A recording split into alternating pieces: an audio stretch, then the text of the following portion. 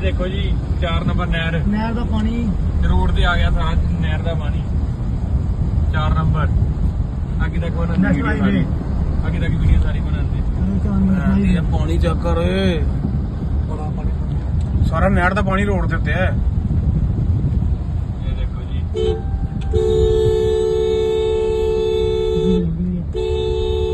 ਪੁਲ ਬੰਦ ਕਰਤਾ ਪੁਲ ਬੰਦ ਕਰਤੇ ਆ ਸਾਡੇ ਨਾਲ ਵੀ ਕਰ ਦੋ ਨਾ ਪੈਦਲ ਗੱਡੀ ਚਲਾਓ ਸਰ